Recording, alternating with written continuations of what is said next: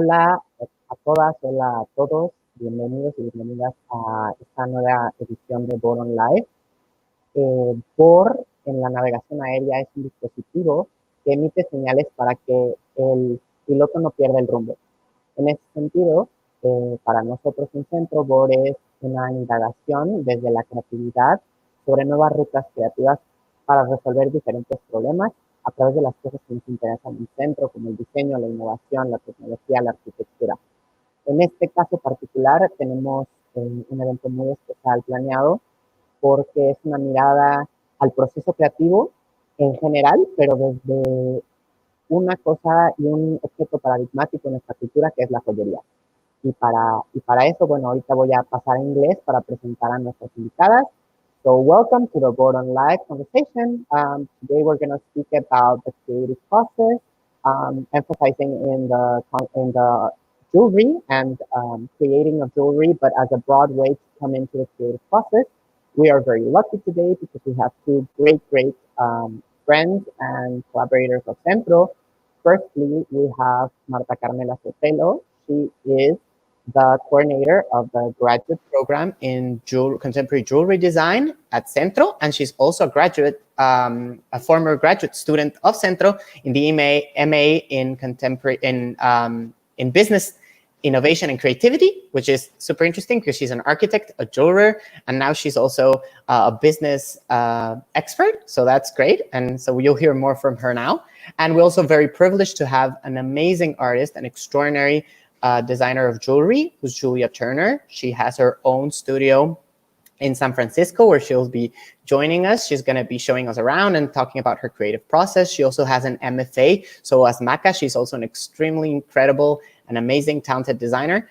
So welcome, both of you. We're very happy and honored to have you here. I'm sure there's going to be an amazing conversation. Welcome, and please, Maca, take over. Thank you, Gonzalo. Well, as Gonzalo said, we're very pleased to have Julia. Thank you, Centro, for hosting me in this talk with her, in a creative talk. Before, on the previous conversations, we were talking with Julia about what to talk, where the conversation could lead, and we decided that it would be an amazing thing to have her talking about creativity, the iteration around the creativity, her processes, the beauty of the accident, as she calls many of her iterations, and the funny ideas about what we can and we can't control, which leads her to her work. She's going to take us through her studio, which is, and I will hope you'll love it, an amazing way of showing these processes. She will first start talking, and then we will have some questions and answers, which you can all feed into our different platforms. I'll ask her the questions, and then we will talk a little bit more. Then we'll have a final Q&A, and then we'll say thank you to you. So this is your space, Julia, and thank you for being here. Thank you so much, Marta, and thank you, Centro, for hosting this. I'm so excited to be here talking with you. A little bit distant, but someday we'll be together, I hope. I just wanted to show you some images. I've put together a couple of images to start with, to just frame kind of what I'm doing. For people who aren't familiar with my work, we have just a fun spin through my jewelry world. So if you can start with the first image, that would be great. So this is this is actually the table that's right behind me in the studio, and we'll look at that in a moment. But this is the closest thing to really a map of my brain at any given time, and it seemed like a nice place to start. It sort of explains a lot about how I work. There's a lot of dialogue between objects and processes and things inside the studio and outside. So this was just a way of kind of bringing you into the studio. And moving on through the next few images, go ahead and just kind of tap through the rest of them. I just put together a mixture of one-of-a-kind pieces, what I would call art jewelry, these are sort of a labor of love, and just kind of keep going through, yeah. And then there are sort of atmospheric photographs. I gather photographs constantly everywhere I'm going, mostly urban, a lot of things with combinations of surfaces and textures, indications of decay, people's experiments and attempts to control their environment, which I'm fascinated by. Some of my production pieces, which are in a lot of ways related to the one-of-a-kind pieces, and we'll talk a little bit about that as well later. Lots of different materials and approaches to materials and experiments using almost the same process across a number of different materials. I like to, take the same tool and scratch 5 different materials with it and see what that's like, what happens. Lots of experiments with color. You'll see things that are visual material that's related to what I'm doing. And sometimes those go forwards and sometimes they go backwards. Often I'll make something and then, years later, I'll see a version of that sort of sprayed across the sidewalk somewhere. And other times I'll be struck by an image on the side of a building, and years later I'll find myself making some memory of that. So it's not, some people talk about inspiration, and I like to talk about it more as conversation. I really feel like these things are mirrors in a way. It's like I'm in a conversation with the world around me, and my job is to process it and turn it into objects that speak about those moments. So I'm doing a lot of drawing recently, and those are showing up on the pieces in a new way that's really interesting for me. And a lot of what I'm doing is about uncovering. It's really sort of scratching and scraping and digging and finding what's underneath my world for me. I love this pipe in Korea has not necessarily led to this orange pendant, but somehow in my mind they're very much connected. Just the response to the contrast and the color and that richness is really amazing for me. So these are, they're just a really wide range of what I'm up to in here. And I tend to work in all my materials all at once. It can be confusing at times, but it's mostly kind of a call and response. It's me responding to one thing, and then that leads to something, at the other end of the table. And all of that feeds into both the production work and the one-of-a-kind art pieces. And we can talk a little more also about the kind of how day-to-day, how I function in terms of my assistants. I have help in here usually, and kind of the balance between the one-of-a-kind and the production pieces. So that's an example of a one-of-a-kind object, and these are production earrings. So they're very connected, and these are, individually produced. Each one is like its own canvas, but they're multiples.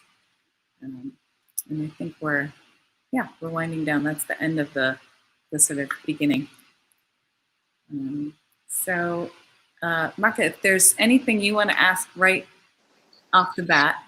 Yeah, well, obviously we could talk a lot about why jewelry, why wearable pieces, but I'm more interested right now on these, you call them conversations. Yeah. So you have these images that you find in the street. Mm-hmm. You take them, like in your camera, in your iPhone, and then they stay there. You process them at some point into materials, into drawings. How does that work? How does those conversations work in your mind?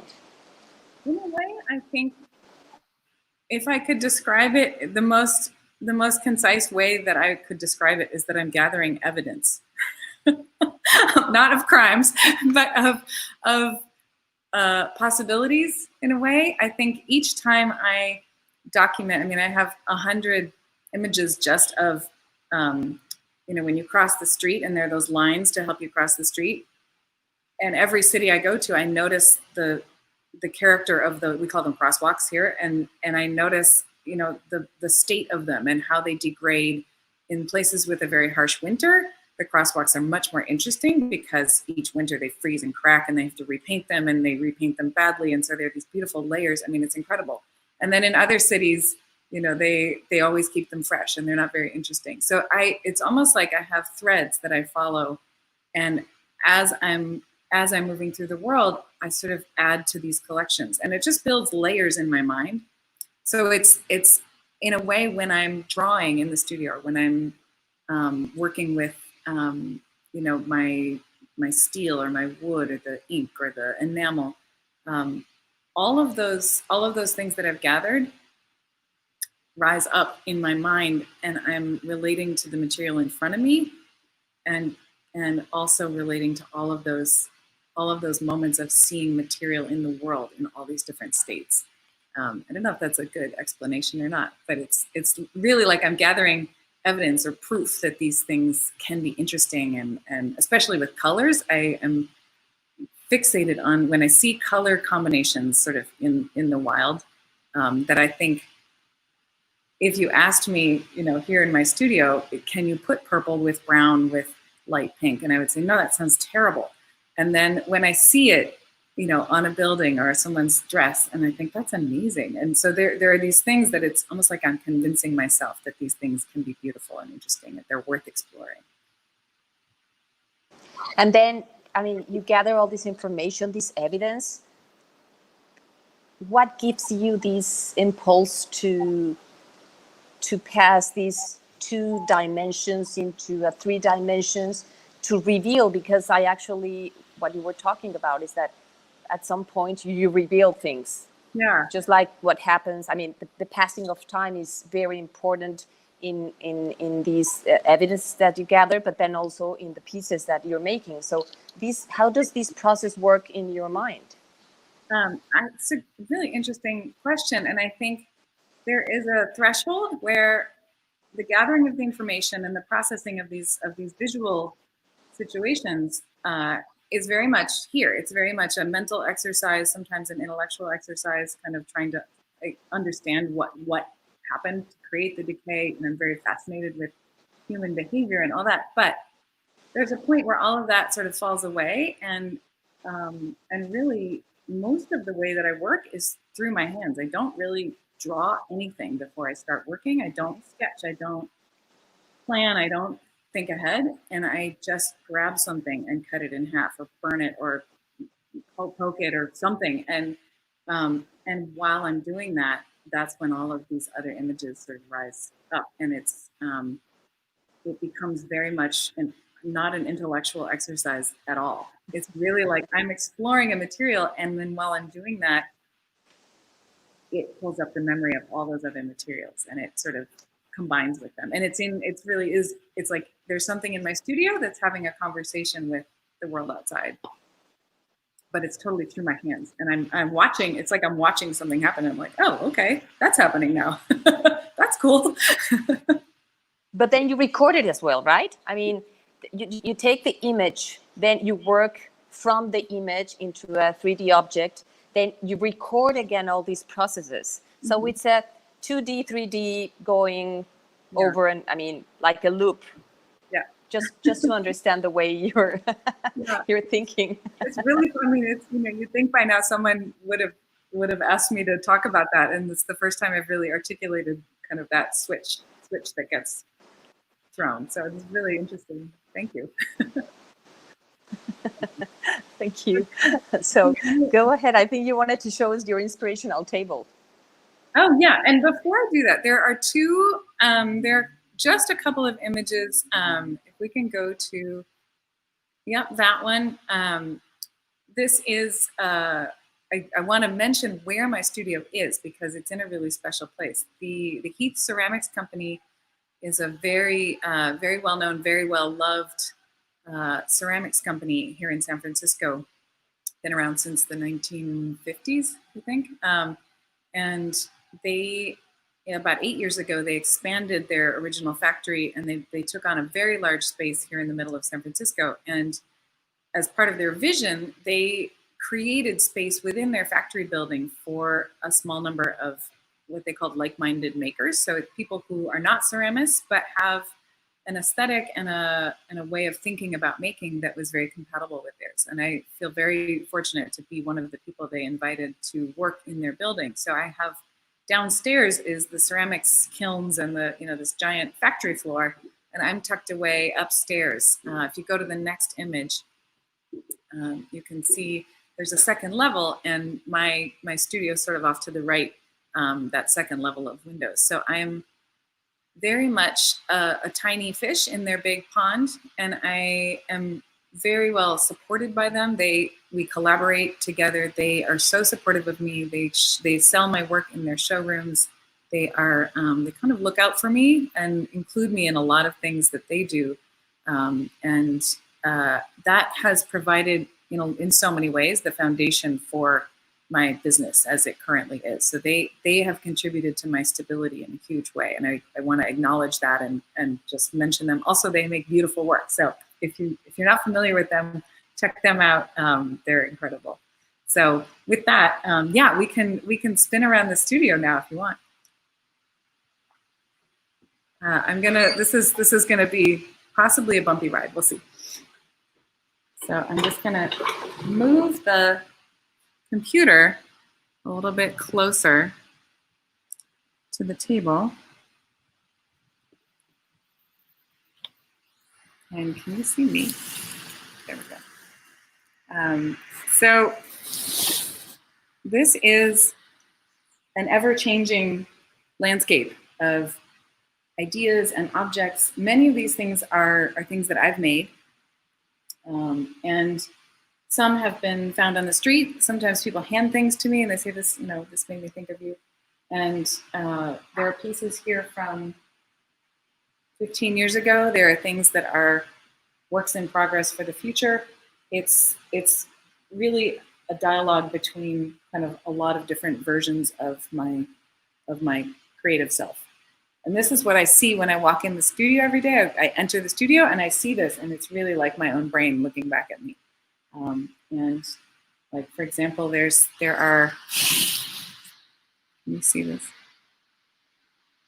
Right here, there's this collection of things that are all, oops. There we go. That have clustered here. They're all things that are black in color, but they're from different materials. So there's a piece of a broken record, and there's a piece of ebony, and they both have the same concentric pattern on them. And there's a piece of a rubber tire and a piece of tourmaline stone. And there are all these things that, some plywood that I've stained black that has these striations that make it look like a stone. There are so many things that are in conversation that are playing with each other, and I just keep adding to them. It's like each new thing that comes in gets to visit something that's already here, and that's sort of what tells me more and more about how to experiment and what I might discover if I pick up a material. And this table is sort of like a giant shorthand note to myself about the experiments that I've done and the experiments that I got partway through, and then I want to revisit it later. And so there's something here. It's almost like a pin in a map. Like, visit this place. How old are how old could these pieces be? 15 years old, some of them. People give them to you. You collect them. They are tryouts. So this is, I don't know if you can see this. This is my very first piece of metalwork. I think I made this when I was 5. It's a tiny wire giraffe. And there are, I would say the oldest thing on the table is probably 100 years old. There are some things on the table that are antiques that kind of talk about a distant past. And there are things that are just a very, let me see if I can see an example. Very, very rudimentary. This was so quick. One day I just had this thing in my head, and I thought, well, I just need to write this down. And this is me writing something down. This is a note to myself. Okay. And this is something that will probably happen in the future, but it's kind of here waiting for me. So it is really the past and the future in one place.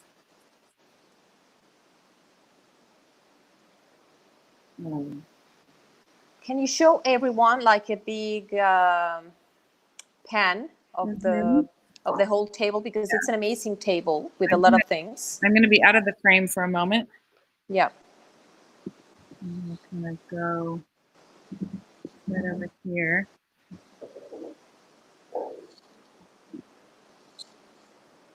And sometimes things are arranged by, you know, I'll play around and put all the blue things in one place just to experience that. And then sometimes it'll be, you know, everything that's glass or everything that's wood. Let me just kind of roll this past.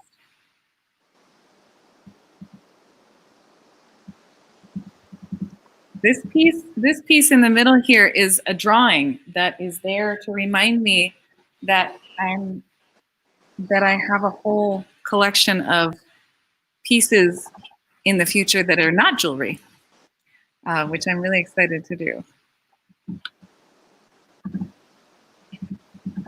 My floor is very uneven, you can tell.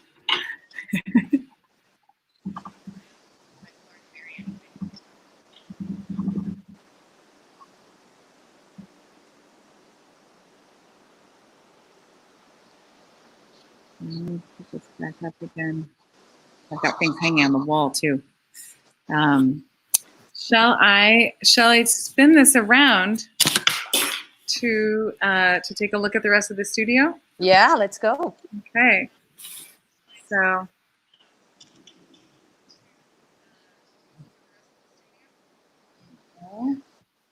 we've got sort of right here is it's really just like a staging table where I put things that are back from a show or about to go to a show. It's where I sort of pull my thoughts together. And now I'm going to spin this.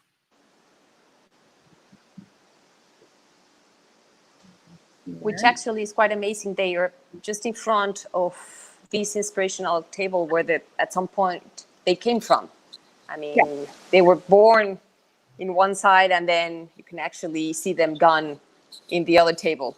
Exactly. And it's interesting to have them, you know, 3 feet apart from each other because in a way the finished pieces are, you know, once it's finished, it's not that it doesn't still have life. It's just it's going to go have a life outside the studio. And so the pieces on my sketch table are, for me, feel much more alive and much more exciting to look at, even though it's sort of a mess. You know, it's sort of just a playground.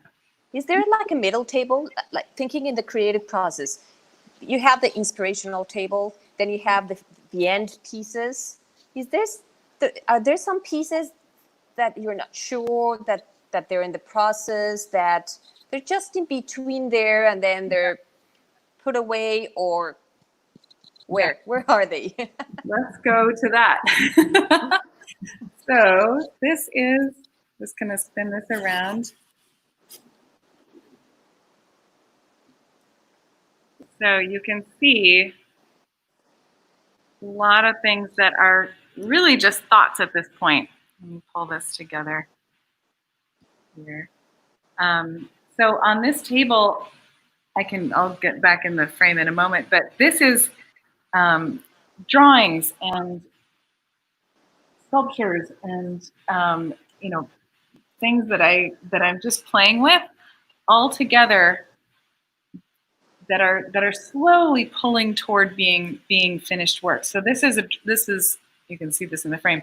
This is a piece of wood that I scribbled on, and I'm starting to think, you know, what if that were a brooch? What if the brooch had, you know, these other elements on it? This is where I play around and I leave things for myself to find, you know, sort of arrange things one day and then I'll come back to it later and realize, oh yeah, that's going somewhere. Or, you know, actually I think I want to, you know, change that and do something different. And lots of different material studies are happening here. These are, you know, headed toward being earrings or pendants, but they're not quite there yet. So this is where all of that happens. And you can see if I tilt this up, it goes all the way to the back of the studio, and I've got trays of beads and racks of paint and, you know, a million different things going on, and all of those things end up feeding into each other. So this is really, I don't have a proper sort of jeweler's bench. I steal my assistant's benches when I need to drill a hole or something, but this is my workbench. This is where I kind of really put things together and find myself working. And this is reasonably tidy. This is like the cleanest it is usually. When I get really going, there are trays of stuff just piled everywhere, and I use trays so that I can kind of stop working on one thing and pick up something else. I just put the tray underneath, so that I have a lot of things going all the time. So yeah, this is that in-between space. I mean, I know we were going to wait for some for the time for Q&A, but I think that Susan is making a very interesting question. Has your creative process evolved during time? Yes. Yeah, very much. I would say I think the biggest change is that I trust myself more now than I used to, and I'm much more willing to allow myself to experiment without knowing where it's going or what's going to happen once I start. I think, 10 years ago when I was working, I felt like I needed to have a plan and that I needed to understand, almost have a mental image of a whole collection before I started. It almost felt like I didn't, I couldn't trust myself to just begin and know that it would go the right place. And now I think I'm much more willing to give myself that space, knowing that intuitively I'll understand when it's time to close the exploration phase and actually begin on the resolution phase and finish the work.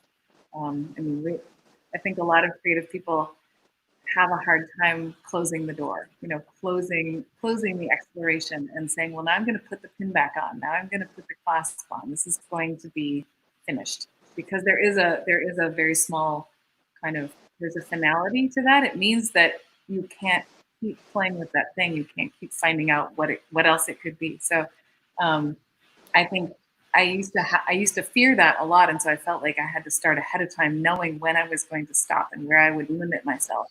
And now I don't have that as much, and I find it much more fun to be working. I'm much more driven from curiosity rather than from a worry about what's going to happen. Yeah, it's nice. I had a lot more fear before than now. Still have a little bit. Probably always. So, whenever you start working, you just start working, and then the pieces start developing themselves towards how am I going to wear them? At what point the wearability is an issue in the work? And then one of the questions is also, have you considered working in another medium? Going into a larger scale, into sculpture. Because it has to do a lot with what you're talking about, and also obviously the wearability, if it's an issue or not, and the changing scale.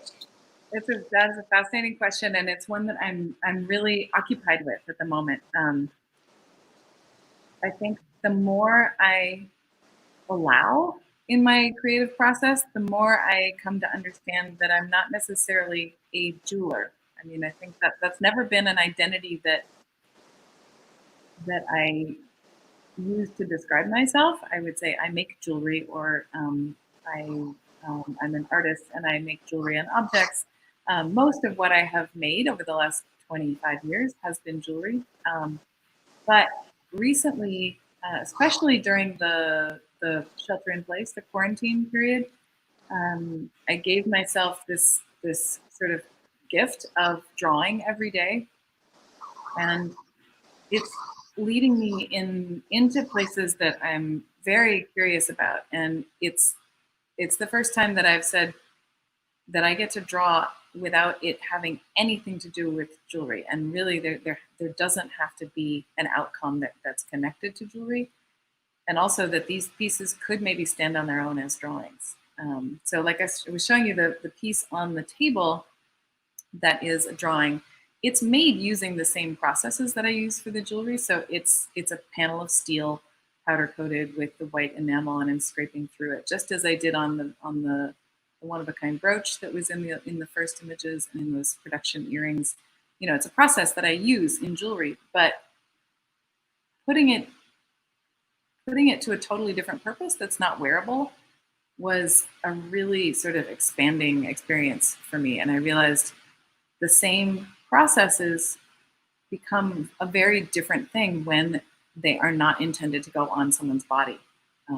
And I'm really exploring that right now. A lot of what I make doesn't end up being jewelry. And until now, I haven't put those objects out into the world as sculpture or as drawings or as wall pieces. I mean, the language around them is even sort of unfamiliar to me. Like, what if I make an object that can't be worn, but it's made from the same materials and the same processes as my jewelry? What is that object? Is that automatically sculpture? Is it jewelry for a table?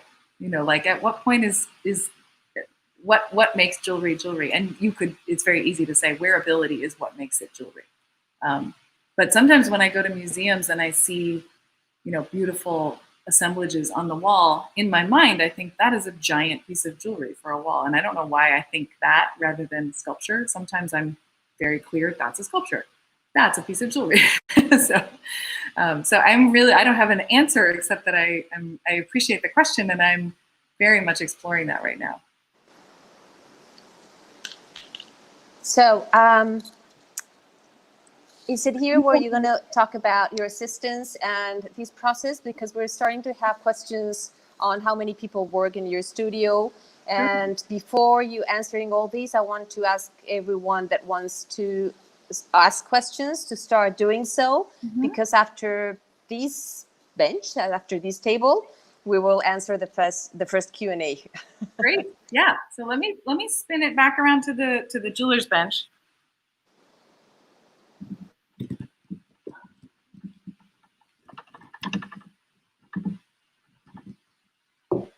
There, can you see that?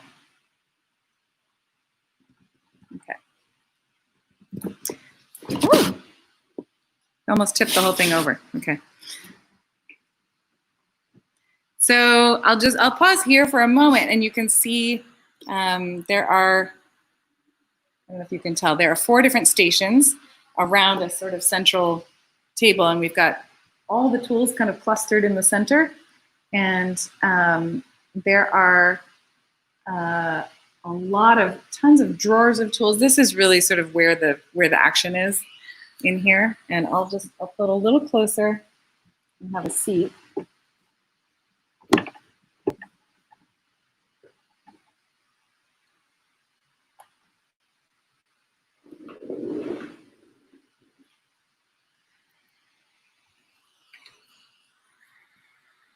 Okay. And I can tilt it back up if you have specific questions about the setup of the workbench. I'm happy to answer any of those. But so I have 4 assistants. Is that right? Yeah, 4 assistants. The number has gone up and down over the years, but I have over time figured out that for me to be happy as an artist and for me to be functional as a business person, I need time alone, and I also need support in here. So after lots of experimenting with how to bring other people into my process, I've arrived at having helpers here. I have 4 people here 2 days each week. So Tuesdays and Wednesdays, and this is under normal circumstances. Right now they're not coming in, but I'm hoping that will change soon. So for 2 days of the week, there are 5 of us in here. We're all buzzing around. We're collaborating. We're giving each other help. We're bouncing, off of each other, and the place is really humming. And Monday, Thursday, and Friday, I'm in here completely alone. That's when I do sort of deep design work, more creative work, the drawing, all the things that really can't happen if there are people asking me questions, or if I'm hearing a funny noise from the drill press and thinking, oh, I don't think she's drilling that right. So there are a lot of things that can happen in both of those circumstances. And what I understood after trying to be a sort of normal business where I had, people here 4 or 5 days a week, I realized I had stopped being an artist. And also it wasn't that fun for them because, I can't support a big staff. And I realized that to have one person here 4 days a week when we're trying to work, but we're also trying to have fun. I realized that wasn't very satisfying for anyone. So now when I have people here, they really have a community. We all have a community together. We all have lunch together. It's a really lovely social situation. And then on the days that I'm here alone, I don't feel like I need to engage anybody, and I can really go into the sort of deeper creative place. So it's been years of switching and changing and experimenting with that to find a way to be a business and an artist. And so far, that's what I've arrived at. It's not perfect, but it's pretty great. So just to try, because there are obviously people who are not related to the jewelry. Mm-hmm. Your one of pieces, we could tell the artistic part of your work. Yeah. And then the multiples are the business part of your work. Yeah. So at what point, and you already said that you needed a business to support the artistic part, but at what point these one-off pieces become a multiple? Do they all become and pass through this stage? How does this multiple business pieces work in this process, in this business process, in this creative process of the one-off piece? How does this work? Yeah. So they relate in various ways, and I would say most of the production pieces, I would say they originate with the experiments and the processes that are open-ended. I don't often set out to design a production object. Mostly, I start from this very open-ended place. I explore material. I find ways of working with it. Those lead to the one-of-a-kind pieces. But as I'm exploring in the direction of a one-of-a-kind piece, so many small pieces of information arise, and very often I'll find that a small part of what I'm doing really can stand on its own, and that I really respond to it. And then it goes through, if I think, this smaller component of this piece that's very complex, I like it on its own. That could be an earring, that could be, a part of a bracelet. Once I've had that impulse, it goes through a series of other tests that have to do with, can I even replicate this thing that I made? Can I even replicate it one time? Can I remember how I got here? Then the answer is not always yes. And then, could I teach somebody else how to make this? Are the materials available again? Could I get the materials in volume, et cetera, et cetera? There are a bunch of things that I have to consider if I think I might want to make this 100 times. There are some, questions that need to be answered. And if all of those work out well, then it becomes a part of the production line.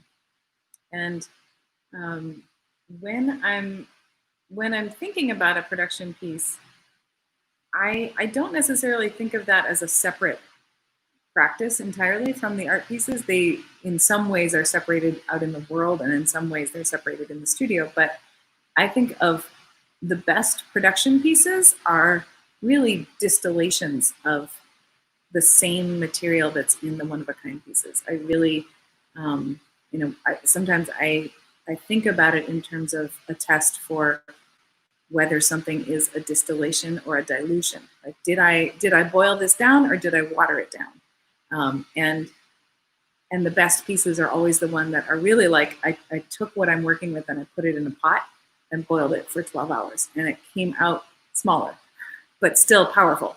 And in the process of doing all of that production work, and we'll talk a little bit more about the tools and the kind of the development of those in a moment. But I definitely find that all of what goes into developing a production piece, those tiny muscles that get built and flexed with each decision and each iteration and each version, those absolutely feed back into the one-of-a-kind pieces, because in so many ways, especially with jewelry, but I think almost in any practice, the things that are challenging in conveying creative impulses are often technical. So if I've been, practicing getting things across and getting things into a physical form and getting things put together effectively, if I've been practicing that for hours and hours and hours on the production work at the workbench, and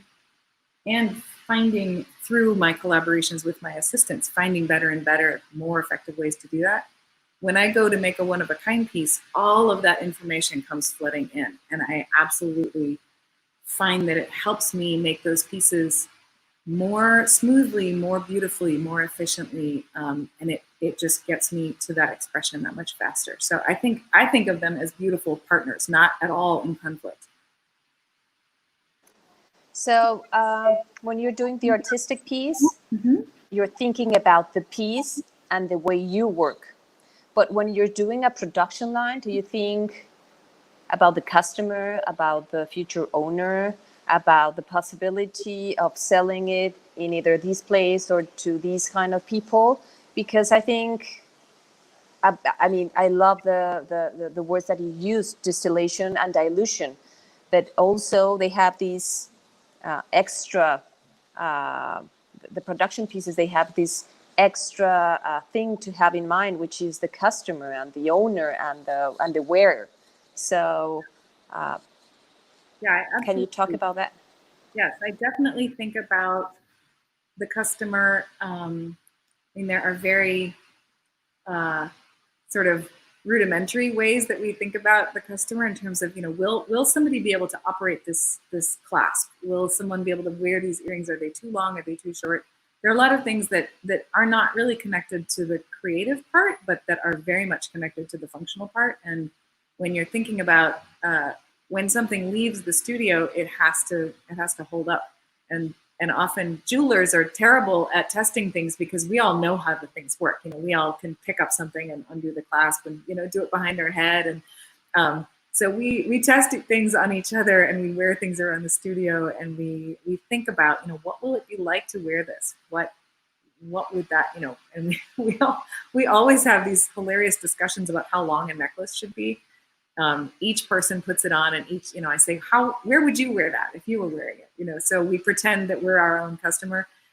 So there are a lot of conversations about that. And then I think beyond that, ideally, when someone buys a piece of the production work, I really enjoy feeling that they have entered into a relationship with me and my studio. And even if it is a very small kind of unit of connection, it's still there. And so I do think about all the people who wear the things and what their experience will be, and what it means for them to be a part of my studio. And I do find over the years I've had a lot of people who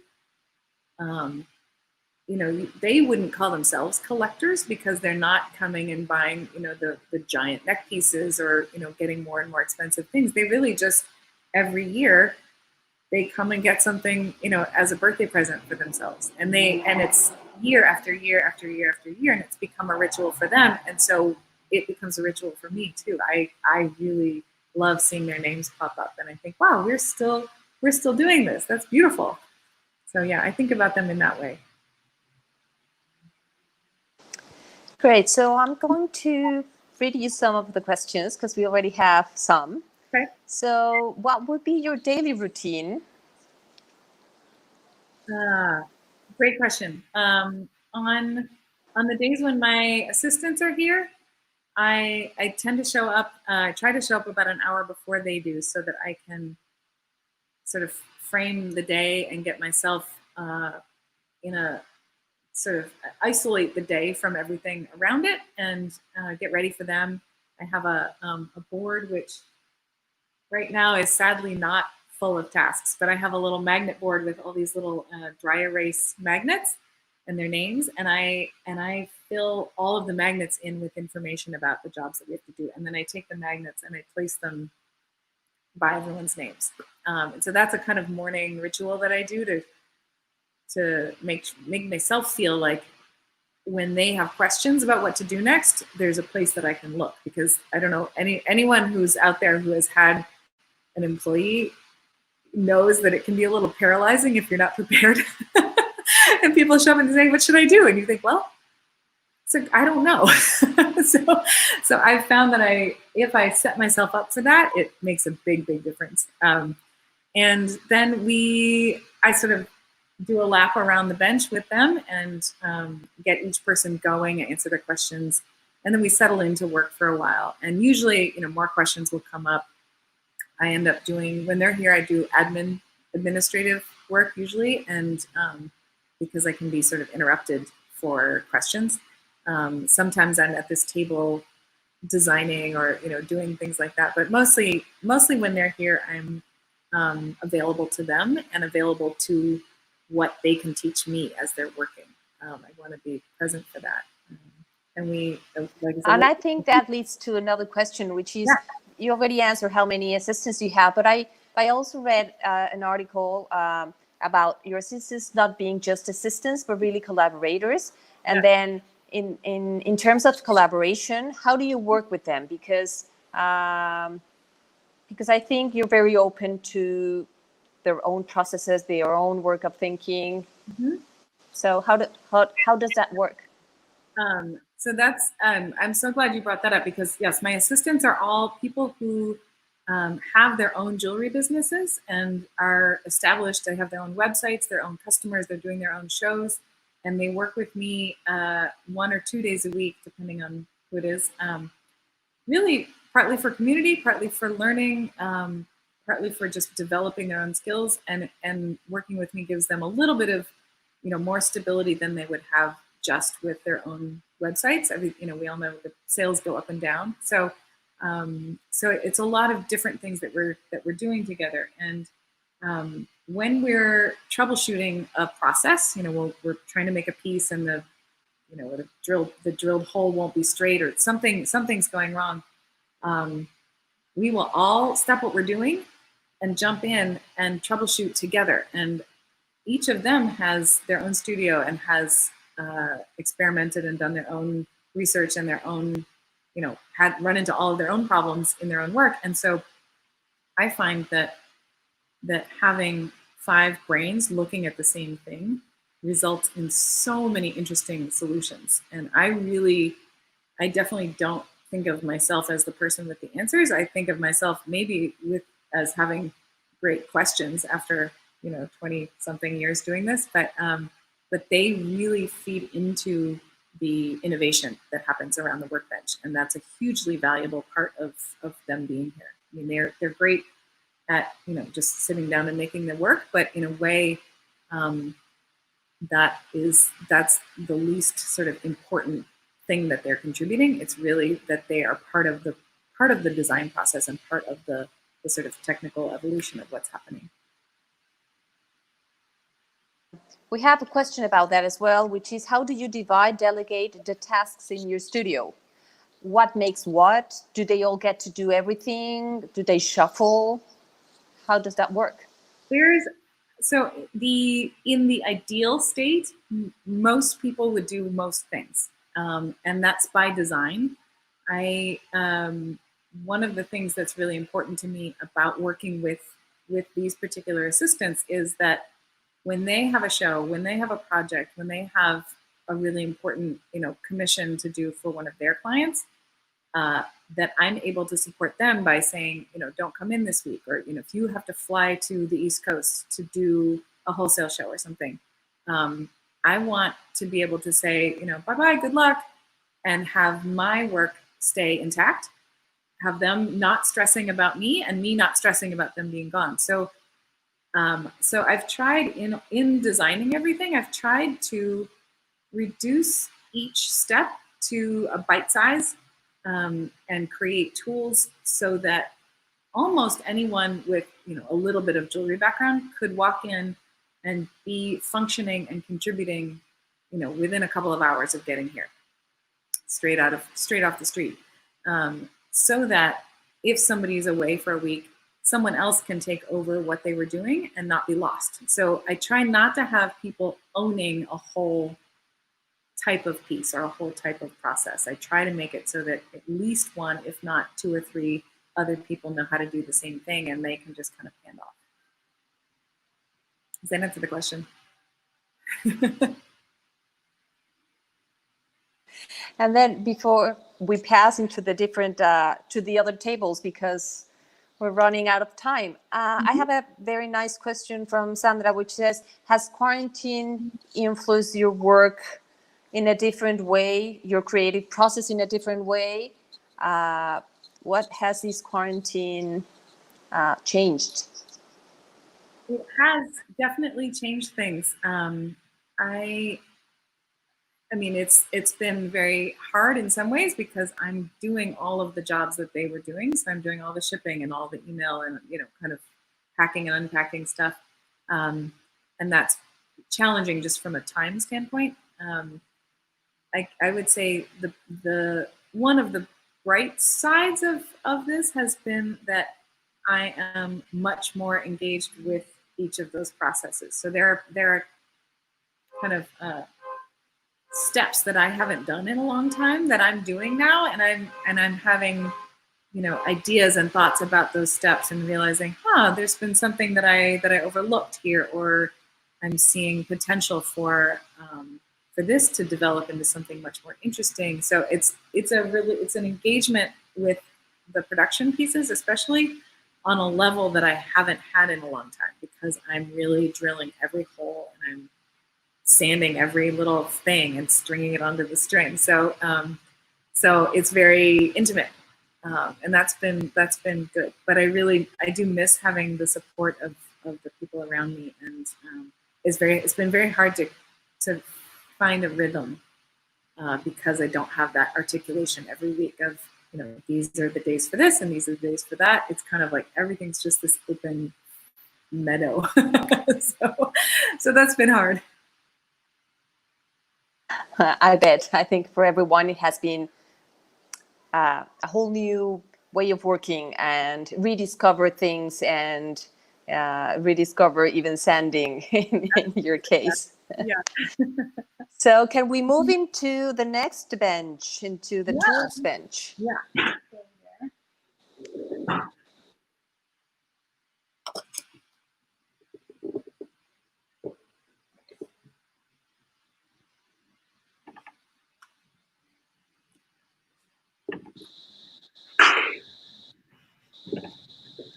Even your tools are arranged by colors. Yep. It makes it easier to find what I'm looking for. And I actually didn't realize this until I put them in rainbow order. I didn't know that each color relates to a different shape of tool. Like the manufacturer color codes them, and I didn't realize that. Now we can find everything much more easily. So that's great. I didn't know either. Yeah. Here we go. So how are we on time? I can make this extra short. We can just chat briefly about this. What do you think? We're over 54 minutes already, okay, which is on the hour, but we can still go on. We can have your tools. We can have the teaching yourself, which I'm very eager to hear, and then more questions and answers. Great. Yeah, I have no limits. So I just wanted to show this little station. I'm gonna just tilt this down for a second. And a lot of these are missing right now because my assistants are working on things from their own studios. But the way that we work with the tools is one of the things that I'm most curious about and most interested in terms of a conversation about what it means to be a production jeweler and an artist. And I feel like in so many ways, artists are prone to separating the business from the art and saying, you know, I'm an artist or I'm a business person. There's production and there's creative work, and I really feel strongly about bringing those things together as much as possible. And so these boxes, each box has the tools for making one of our production pieces, and you can see some of these they're just pieces of wood glued together. Sometimes it's, you know, a toothpick with a thing wrapped around it. There's all of these clothespins. Each one has a different carving in the end that holds a different component. So, you know, you grab the thing and you can use this as a tool while you're at the bench for filing or drilling or sanding, and it keeps it at the right angle, or it makes it, you know, so that your fingers don't get fatigued, etc. And they, you know, they're labeled on the side with whatever piece that's for. So we keep things fairly well organized here. And as I said, each time we develop a tiny innovation or a tiny tool to work on one piece, that feeds into all of the other pieces. And it makes it so that as things arise, we can come back here and say, well, we came up with this thing for this piece. Maybe something like that, maybe an adaptation could work for this other piece. And it creates a situation where the time to make each piece gets less and less and less, not just for that piece, but for all of the pieces. So this is really like it's a place where we think about efficiency and innovation, and that helps bring the time to make all these things down more and more. And all these tools are very immediate. I mean, really, we'll be working and I'll say, well, why don't you, cut a piece of that wood off and stick this nail in it, and then that will make it so you can hold that piece more easily at the sanding machine. And we try things very quickly. We don't get attached to the way it looks or anything. And often they'll get thrown away. In 1 week, we'll come up with a better one. We throw that one away. So we think of them as very disposable. And I wanted to, if you can go to image number 26 and put that on the screen for a moment.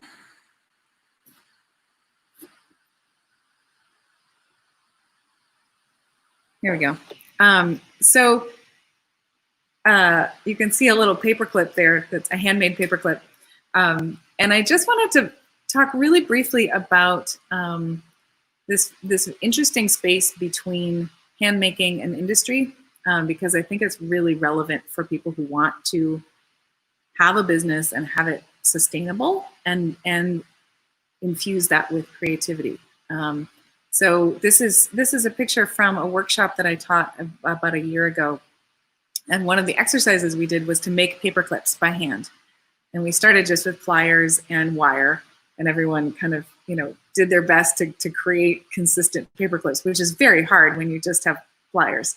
And if you can go to the next image, we went through the process of developing tiny tools to help us make paper clips.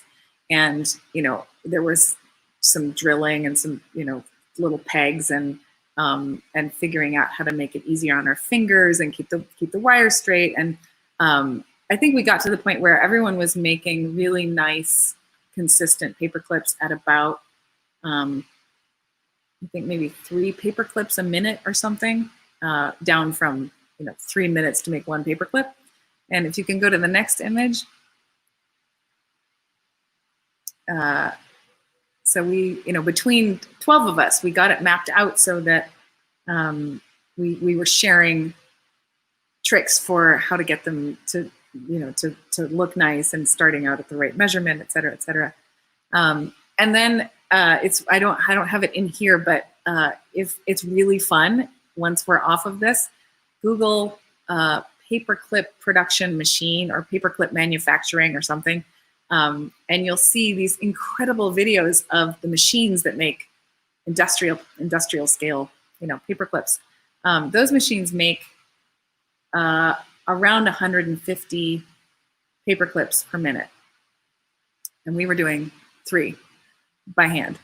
And I think for me, the most interesting thing is the space between me making 3 by hand and a giant, you know, $500,000 machine making 150 per minute. That space is so fascinating to me because I really believe that that a small change in the process at the hand level can absolutely be the difference between a business that's sustainable and a business that's not sustainable. And I think jewelers in particular, maybe in all creative fields, we have a tendency to accept that the way that it's always been done is the way it has to be done, or that if you make things by hand, it's going to be slow. If you make things by hand, it will always result in a lot of error and a lot of things sort of going sideways without being able to control that. And there's a little bit of mythology around that, I find. But I really find it fascinating to look at how can I help myself eliminate the error? How can I help myself make it more efficient, more predictable? Not in the areas where I want to be creative. None of this is about removing things that I find nourishing to myself or processes that I love or that are really how I want to spend my time. It's about eliminating all of the things that are only frustrations, that only keep me from producing things at a speed and in a way that I can actually make a living. So this is where I get really excited and fascinated with the tools. And this is what my assistants and I talk about all the time. So if the next couple of images, let's go to 29. So this is a very small part of a giant paperclip making machine. So I did this in CAD and had it 3D printed. This is a little sliding, I have it right here. It's a sliding jig for cutting wires to a specific length. So if I decide I want something 2 inches long, I set it to 2 inches, and it's got magnets, and I put it on the bench and I feed wire in, and I can snip the wire at 1 inch, or I can make it 2.5 or 1.5, and I can make an entire pile of wires that's all exactly the same length in a very small amount of time, and I know that they're perfect. And this is modular. I can use it for anything. So that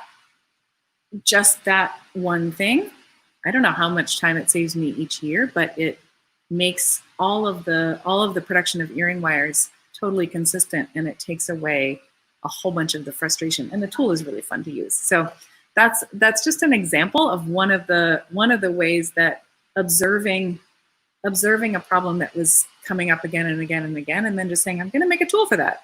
And it's a very small scale innovation. But when you take that and multiply it across an entire production collection, suddenly it's not hours each year, it's weeks of the year that have been conserved that can be then devoted to other things. And it's really powerful. You're talking about right now about all this time, but you also talked about how you started. Talking about the paper clips and an example as simple as that. But we were talking before about the accidents, and in creativity words, iteration. Yeah. And we were talking about our students making maybe sometimes 2 or 3 times the things and then believing that was it. I've done it 2 or I've done it 3 times. How many times, how many hours do you spend iterating, having these accidents, reconfiguring these tools, these ideas, these processes? Yeah. How do you do it? Because we talked about it, and I would love to hear again how you do it. That's my favorite question. So the real, the true answer is there is absolutely no such thing as a process being finished. There is never a place where I say, okay, we've got that figured out and we're just going to stop thinking about it. And there's an example in here that is really fun. If you can go to number 37 image.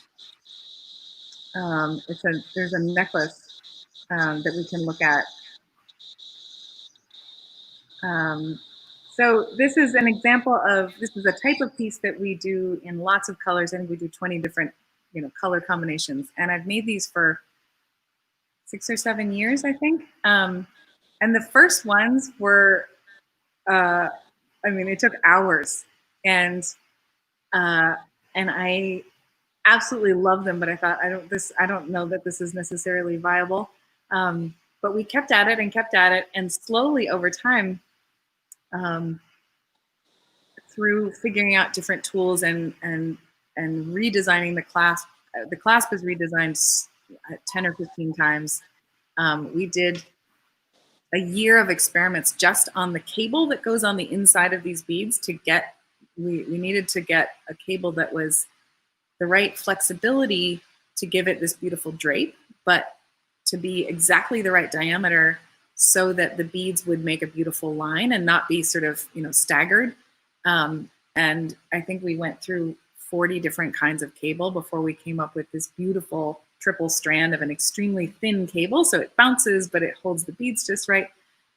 Anyway, this has been a 6-year-long project, and it's still going. So we still find ways to make it better all the time.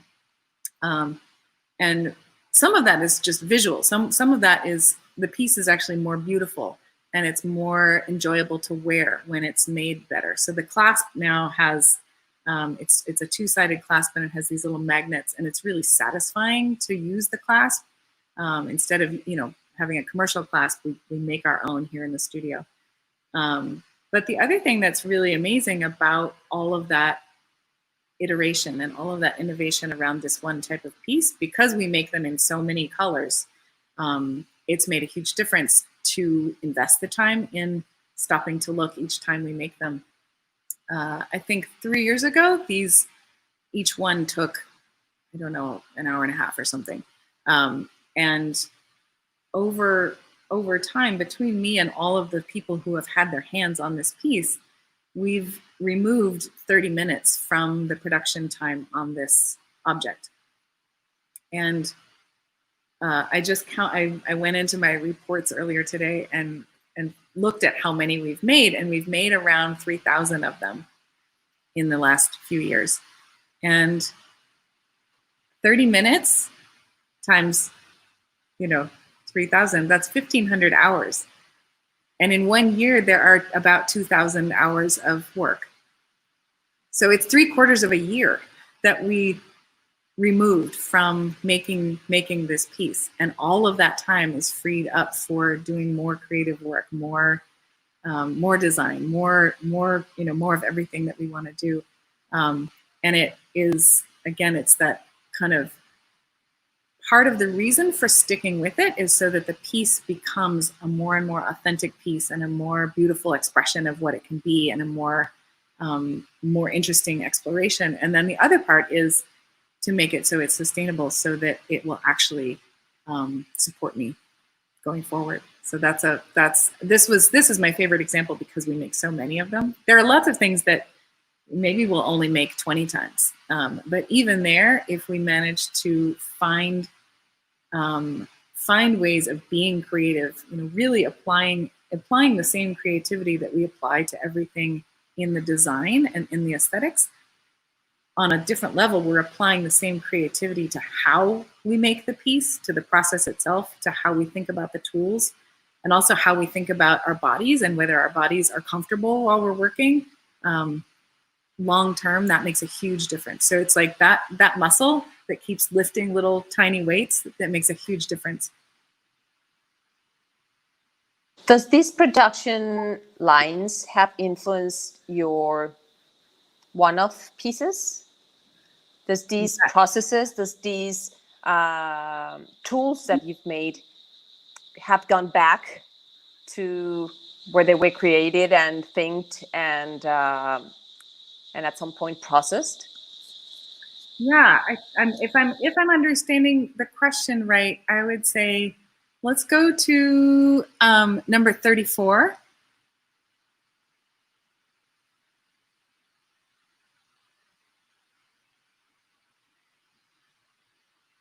Can you find image number 34?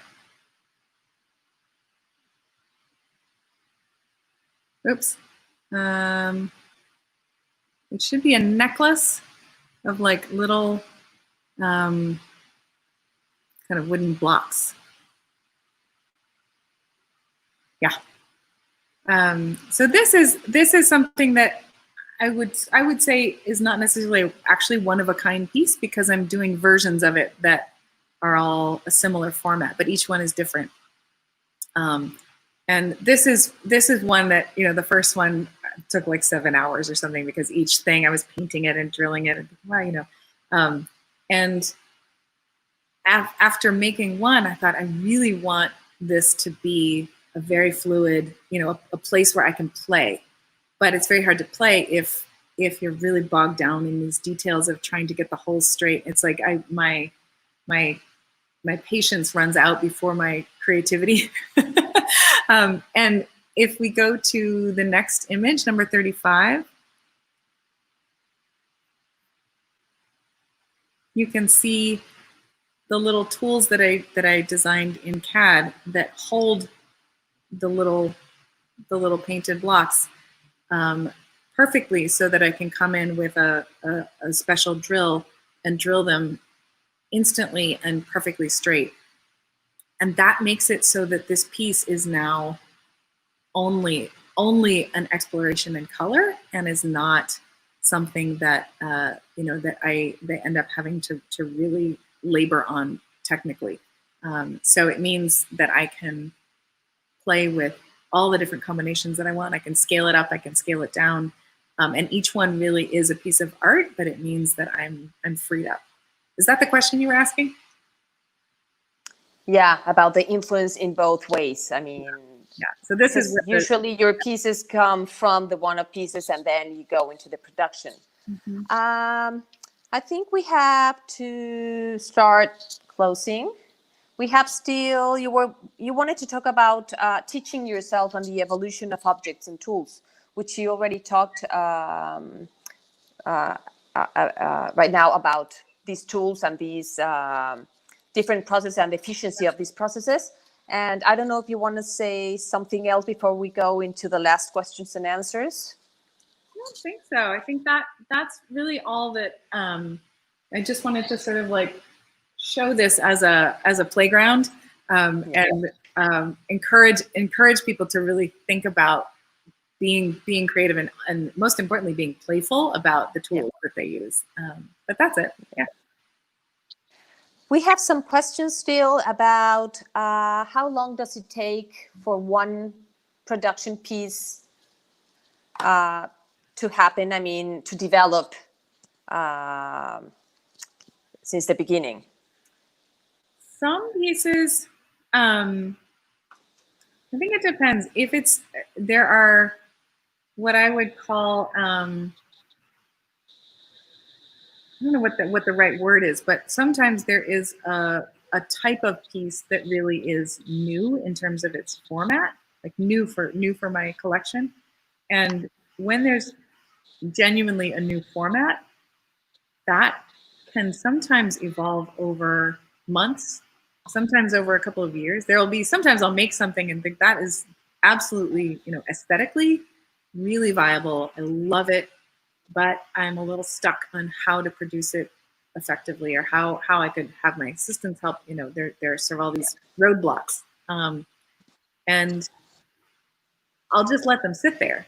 And you know, my assistants and I will, you know, over lunch we'll talk about them, and then let's sit there again for a while, and eventually there's a momentum, and I start really kind of plugging at it and chipping at it, and that can accelerate the process. Again, we will sometimes make 20 or 30 versions of a thing to get the materials right, to figure out, you know, if we made this a little shorter, then is there a component we could order that would fit this, rather than us having to cut tubing by hand or something. You know, there's little adjustments.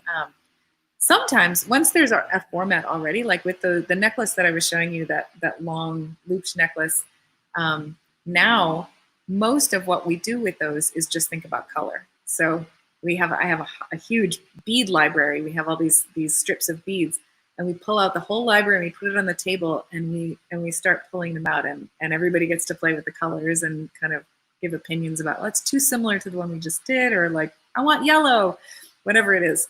And those often, it's an hour later we have a new piece. So it really depends on how much groundwork has been laid for that format.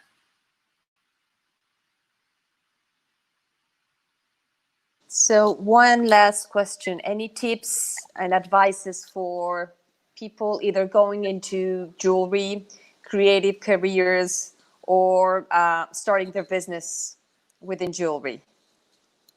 I would say, I think probably the most important thing is to make sure to create space for that totally open state where you allow yourself to explore without the idea that it has to have a resolution. And I think that's, the earlier in a career, the harder that is to do in so many ways, because it feels like there's this pressure. I have to get started. I have to get my website up. I have to get this collection on. I have to have this show. And all of that is true. But for me, at least, what I keep coming back to is that none of this matters if I am not showing up authentically as an artist before anything else happens. There are jewelry businesses that really are based more in the idea of business than in the idea of creative expression, and that's totally fine.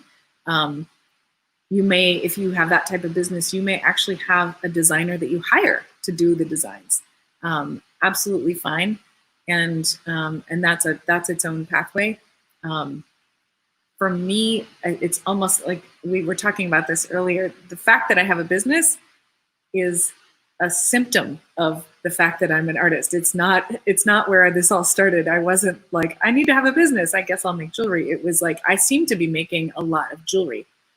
I should probably figure out a way to sell that so that I can keep going. And that was really the goal for. But also enjoying it, because yeah. I think if we have what we have seen through this almost 1 hour and a little bit more is that you enjoy, that you keep iterating, that you keep finding, that you keep looking, that you keep your CSI spirit going out there, because because it's sort of like a need, but it also makes you happy, and it's and as you said, your business is the outcome of this creative process, and this business is also nurturing the artistic part. But I think one of the things that you've taught us, among many things, is the love and the joy that you have in doing and in creating all these things. Absolutely, yeah. And then there have, of course, been periods where I lost track of that. Anyone can get a little bogged down and discouraged, and I find that when that's happening, I can trace it back to me either giving in to fears about, what will happen if I let myself be more creative. I think there are a lot of ideas about creative exploration being playing or being unimportant, and non-linear practice being sort of irresponsible in so many ways. I think there are so many stories about that, and it's taken a long time for me to really convince myself that the most responsible thing I can do is to continually return to what I can authentically express, and that's the basis for everything. None of the rest should exist if that isn't happening, because it does actually. When I don't have my head and my heart in it, the work isn't any good. So it's like it's a self-fulfilling thing. So, Julia, thank you very much for inviting us to your studio. It's been an amazing trip to San Francisco for all of us in quarantine. Thank you for opening us your process, your mind, because I mean, definitely this is your mind and your heart put into your work and sharing with us all of these thoughts that you have. Thank you very much. Thank you. Thanks so much for this conversation. It's been wonderful. Yeah. Well, I'm just here to say goodbye. Just thank you, Julia. As Maca was saying, thank you so much for this tour you made us. Once we cannot leave home, but today we left. We went to San Francisco. We learned about jewelry, and that's amazing. Just to end, before I just give our agenda and everything, I don't know if you both want to say something about your inspiration right now. If you have a book you're reading, if you have a podcast you're thinking about, if you're following someone that can help us to like go forward right now. So if you have any recommendations you'd like to give the audience, that always helps us very much to continue having the conversation. I would say, so for me, I think for absolutely anybody, doesn't have to be a jewelry person. There's a book called Lateral Thinking, which I'm fairly sure has been translated into multiple languages. That has been really fundamental for me for understanding creativity and innovation. And for jewelers, there's an Instagram account called Metalsmith Society, which is wonderful. It's jewelers just kind of piling in and sharing little tips, a lot of stuff like this, where it's like, I found about a cool way to keep your hand from getting caught in the whatever machine, and things for stone setting, etc. And it's really had become a community on Instagram. So it's called Metalsmith Society. It's a lovely account. It feels very cozy to follow them. That's great. Maca, do you have anything? I would ask them to follow Julia because she has amazing videos of her processes. It's Julia Turner Studio, right? Yeah. And I love the way she explains, she shares with us the same way that she just opened her studio. She's open to the way she draws, the way she makes mistakes, although she doesn't like to make to call it that way. But I would ask you to follow her. It's an amazing account in Instagram. Thank you. Well, that's amazing. So if anyone wants us to follow up with all this information, please leave, if you're not registered in Eventbrite, leave your name or an email in the commentary section. And I'm just going to switch to Spanish just to invite everyone to continue our agenda. Los invitamos mañana, el día de mañana, a las 6 p.m. tendremos enfoque para hablar sobre todos nuestros posgrados, entre ellos el de especialidad en diseño de joyería contemporánea con Maca, que van a poderla conocer también en persona. Tendremos un taller de técnicas creativas, entonces por favor inscríbanse a Enfoque para conocer todos nuestros posgrados y conocer a todos nuestros directores. Y también los quiero invitar al siguiente VOR OnLive que tendremos el miércoles 15 de julio a las 12 del día. Y ahí nos acompañará Marc Benamou, que es el director creativo, ha sido director creativo en L'Oréal, en Estée Lauder, y entonces estará hablando con Mónica Mendoza, nuestra directora de moda y de los posgrados de licenciatura en moda y los posgrados en moda, sobre belleza y sobre otros temas de diferentes aspectos de la moda. Entonces, por favor, acompáñenos. Les recuerdo que es el 15 de julio a las 12 del día. Por favor, regístrense. Y bueno, sigamos la conversación. Thank you, Julia. Thank you, Mac, again for joining us. This was an amazing tour, an amazing conversation. I'm sure everyone learned a lot. And please be connected with us. Please follow Maca and please follow Julia on Instagram. Follow our social media, please. Thank you very much, and everyone for joining us. Thank you.